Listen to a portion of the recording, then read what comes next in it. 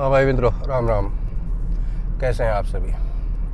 आप सभी को मकर संक्रांति या लोहड़ी पर्व की बहुत बहुत शुभकामनाएं। मित्रों, आज की वीडियो थोड़ी लंबी हो सकती है, इसलिए मैं चाहता हूं अंत तक आप देखें, क्योंकि विषय गंभीर है।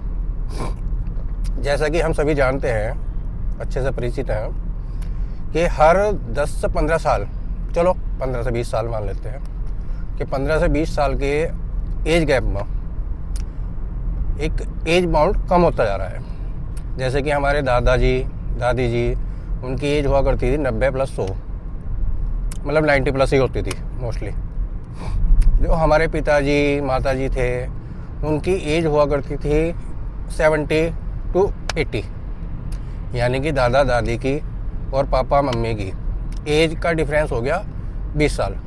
वो 90 से 100 साल जीते थे और वो 70 से 80 साल जीते थे।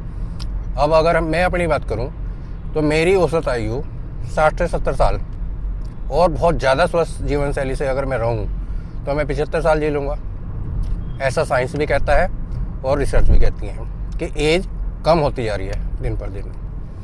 तो अब आज का सवाल उन बच्चों के लिए है जिनकी आयु 25 से ऊपर हो चुकी है और भी विवाह के विषय में सीरियस नहीं है। वो कहते हैं अभी तो विवाह में हमें समय लगेगा।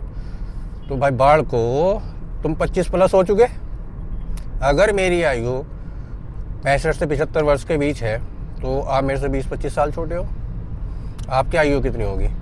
55 से 65 वर्ष, 70 वर्ष मान लेता हूँ। 55 से 70 वर्ष मान लेते, चलो ये भी ठीक है। आप अपनी राय देना, मैं अपने राय दे रहा हूँ।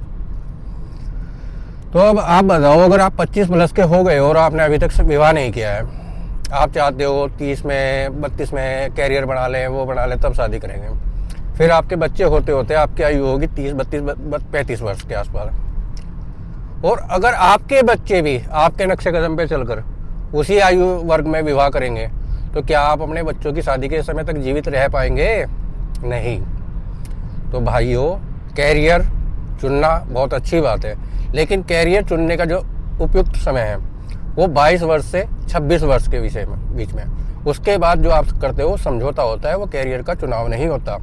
कैरियर का चुनाव 12 तक की पढ़ाई 17 साल में, और मास्टर यानी कि 5 साल का हो गया ग्रेजुएशन, है ना? ग्रेजुएशन प्लस मास्टर डिग्री, हाँ 5 साल की होगी। तो 12 + 5 हो गए कितने यार?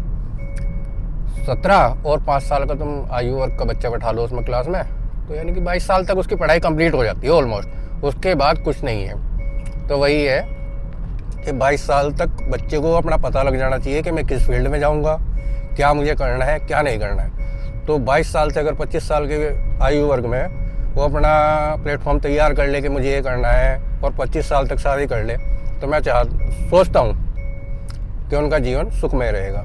अन्यथा वो अपने बच्चों का विवाह नहीं कर पाएंगे, उससे पहले ही टपक लेंगे। तो भाई अपनी राय दो, आप क्या सोचते हो इस विषय में? राम राम।